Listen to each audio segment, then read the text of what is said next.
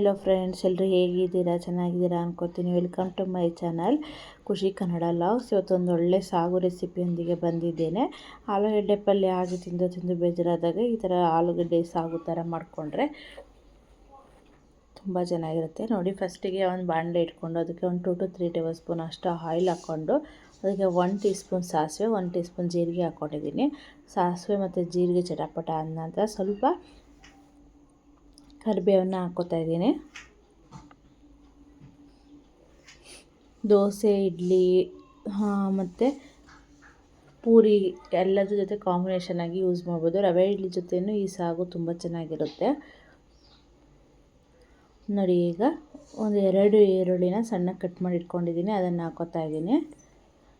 ಅದ್ರ ಜೊತೆಗೆ ಸ್ವಲ್ಪ ಒಂದು 4 ರಿಂದ 5 ಹಸಿಮೆಣಸಿನ್ಕಾಯಿನ ಕಟ್ ಮಾಡಿದ್ದೆ, ಅದನ್ನು ಹಾಕ್ಕೊಂಡು ಈಗ ನೀಟಾಗಿ ಮಿಕ್ಸ್ ಮಾಡ್ಕೊಳ್ಳಿ.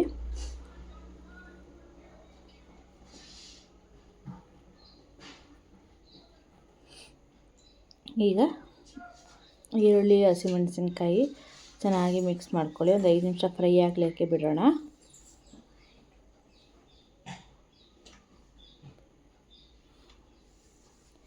ಈಗ ಈರುಳ್ಳಿ ಹಸಿಮೆಣಸಿನ್ಕಾಯಿ ಕರಿಬೇವಿನ ಸೊಪ್ಪೆಲ್ಲ ನೀಟಾಗಿ ಫ್ರೈ ಆದ ನಂತರ ಇದಕ್ಕೆ ಒಂದು 2 ರಿಂದ 3 ಟೊಮೊಟೊ ಹಣ್ಣು ಸಣ್ಣ ಕಟ್ ಮಾಡ್ಕೊಂಡಿದ್ದೀನಿ, ಅದನ್ನು ಆ್ಯಡ್ ಮಾಡ್ಕೊತೀನಿ.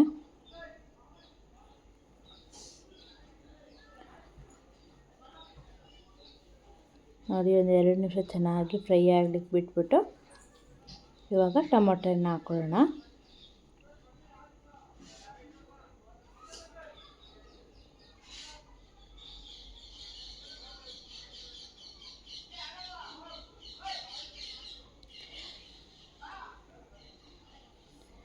ಈಗ ನೋಡಿ, ಟೊಮೊಟೊ ಹಣ್ಣು ಹಾಕ್ಕೊಂಡು ನೀಟಾಗೆಲ್ಲ ಫ್ರೈ ಮಾಡ್ಕೊಳ್ಳಿ.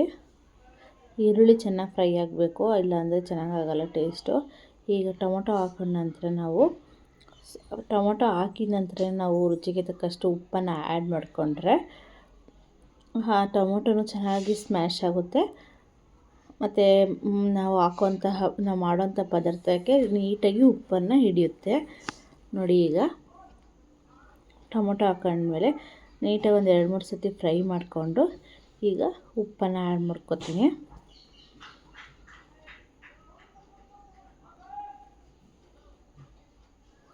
ಉಪ್ಪು ಮತ್ತು ಸ್ವಲ್ಪ ಅರಿಶಿನ ಪುಡಿ ಇಷ್ಟನ್ನು ಆ್ಯಡ್ ಮಾಡ್ಕೊಳ್ಳೋಣ.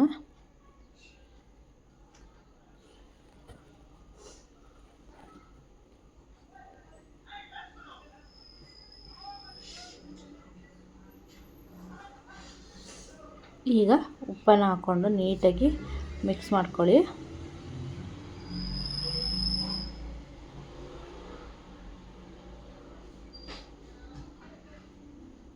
ತುಂಬ ಸಿಂಪಲಾಗಿ ಮಾಡ್ಕೋಬೋದು, ತುಂಬ ಈಸಿಯಾಗಿ ಸಾಗು ರೆಸಿಪಿನ ಮಾಡ್ಕೋಬೋದು. ಇದಕ್ಕೆ ಅರಿಶಿನ ಪುಡಿ ಹಾಕ್ಕೊಂಡಿದ್ದೀನಿ.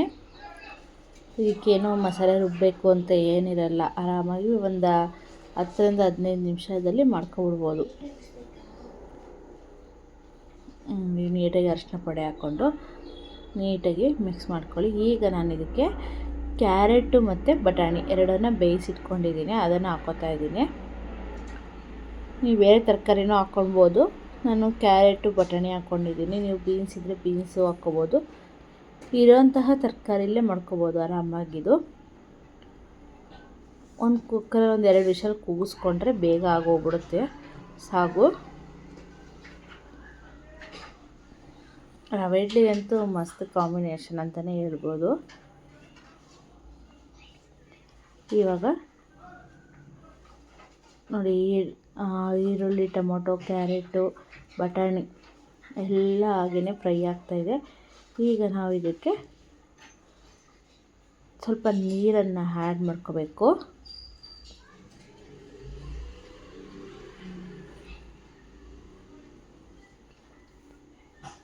ಈಗ ಚೆನ್ನಾಗಿ ಫ್ರೈ ಆದ ನಂತರ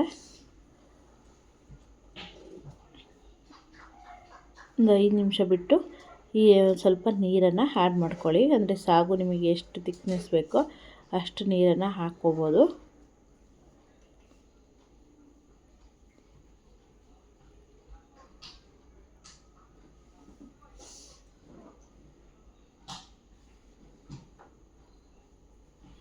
ಇವಾಗ ನಾನು ಇದು ನೋಡಿ ಕುದೀತಾ ಇದೆ. ಈಗ ನಾನು ಒಂದು 2 ಆಲೂಗೆಡ್ಡೆನ ಬೇಯಿಸಿಟ್ಕೊಂಡಿದ್ದೀನಿ. ಅದನ್ನು ಸಣ್ಣಕ್ಕೆ ಅಂದರೆ ಕಿವುಚಿ ಸಾಗು ಒಳಗಡೆ ಹಾಕೋಬೇಕು.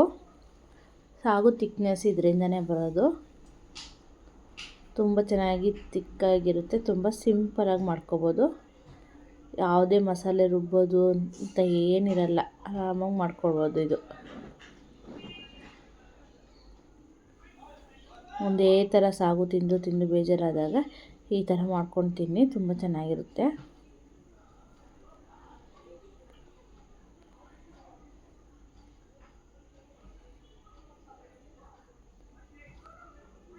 ಈಗ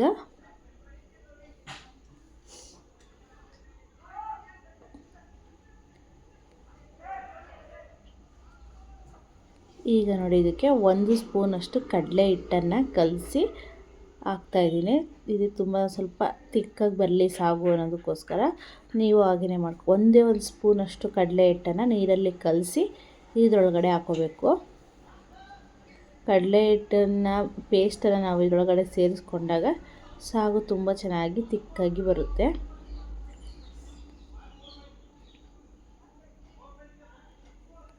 ಈಗ ನೋಡಿ ಕುದಿಯೋಕ್ಕೆ ಬಿಡೋಣ.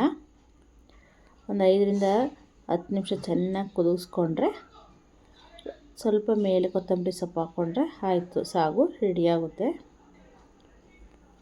ಬಾಂಬೆ ಸಾಗು ಅಂತನಾದರೂ ಹೇಳ್ಕೊಬೋದು. ಅದ್ರ ಬಾಂಬೆ ಸಾಗಿಗೆ ನಾವು ಅದರ ಕ್ಯಾರೆಟು ಬಟಾಣಿ ಎಲ್ಲ ಆ್ಯಡ್ ಮಾಡ್ಕೊಂಡಿದ್ದೀವಿ. ಬಾಂಬೆ ಸಾಗು ಅಂತಲೇ ಅಂದ್ಕೊಳ್ಳಿ, ಆ ಥರನೇ ಇರುತ್ತೆ ಇದು.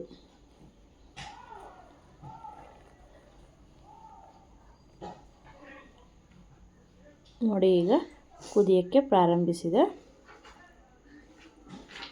ಒಂದು 5ರಿಂದ 10 ನಿಮಿಷ ಚೆನ್ನಾಗಿ ಕುದಿಸ್ಕೊಂಡು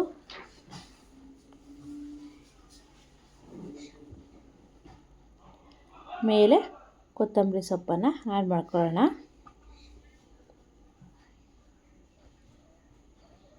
ದೋಸೆ, ಇಡ್ಲಿ, ರೊಟ್ಟಿ ಯಾವುದಕ್ಕಾದ್ರೂ ಕಾಂಬಿನೇಷನಾಗಿ ಯೂಸ್ ಮಾಡಿ, ತುಂಬ ಚೆನ್ನಾಗಿರುತ್ತೆ. ನೋಡಿ ಕೊತ್ತಂಬರಿ ಸೊಪ್ಪು ಹಾಕ್ಕೊಂಡಿದ್ದೀನಿ. ಈಗ ಒಂದು 5ರಿಂದ 10 ನಿಮಿಷ ಕುದಿಸ್ಕೊಂಡು ಗ್ಯಾಸ್ನ ಆಫ್ ಮಾಡ್ಕೊಳ್ಳೋಣ.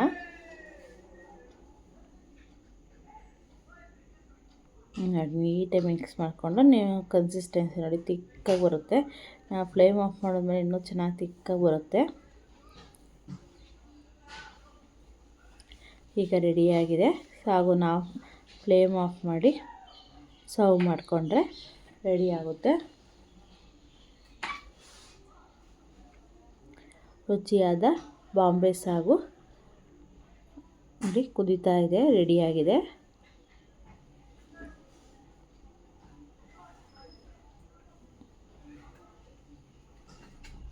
ಈಗ ನಾನು ನಿಮಗೆ ಸರ್ವ್ ಮಾಡಿನೂ ತೋರಿಸ್ತೀನಿ ಯಾವ ರೀತಿ ಬಂದಿದೆ ಅಂತ.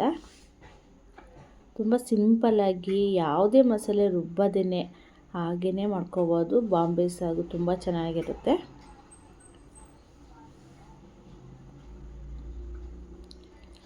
ಆಲೂಗೆಡ್ಡೆ ಪಲ್ಯ ಎಲ್ಲ ಒಂದೇ ಸಮ ತಿಂದು ಬೇಜಾರಾದಾಗ ದೋಸೆಗೆ ಈ ಥರನೂ ಮಾಡ್ಕೊಂಡು ತಿಂದರೆ ಇನ್ನೂ ರುಚಿಯಾಗಿರುತ್ತೆ. ಹಾಗೆ ನನ್ನ ಚಾನಲ್ನ ಯಾರೆಲ್ಲ ಸಬ್ಸ್ಕ್ರೈಬ್ ಆಗದೇ ನೋಡ್ತಾ ಇದ್ದೀರಾ, ಪ್ಲೀಸ್ ಸಬ್ಸ್ಕ್ರೈಬ್ ಮಾಡಿ, ಲೈಕ್ ಮಾಡಿ, ಶೇರ್ ಮಾಡಿ, ಕಮೆಂಟ್ ಮಾಡಿ, ಹಾಗೂ ಮರೀದಲ್ಲೇ ಬೆಲ್ ಐಕಾನ್ನ ಪ್ರೆಸ್ ಮಾಡಿ. ನನ್ನ ವಿಡಿಯೋ ನೋಟಿಫಿಕೇಷನ್ ನಿಮಗೆ ಫಸ್ಟೇ ಬಂದು ತಲುಪುತ್ತೆ. ಈಗ ಕುದ್ದಿದ ನಂತರ ಸರ್ವ್ ಮಾಡಿ ತೋರಿಸ್ತೀನಿ. ನೋಡಿ ಎಷ್ಟು ಚೆನ್ನಾಗಿ ಬಂದಿದೆ ಅಂತ. ನೋಡಿ ರುಚಿಯಾದ ಬಾಂಬೆ ಸಾಗು ರೆಡಿಯಾಗಿದೆ. ಟ್ರೈ ಮಾಡಿ ಹೇಗೆ ಬಂದಿದೆ ಅಂತ ಕಮೆಂಟ್ ಮಾಡಿ ಹೇಳಿ. Thank you.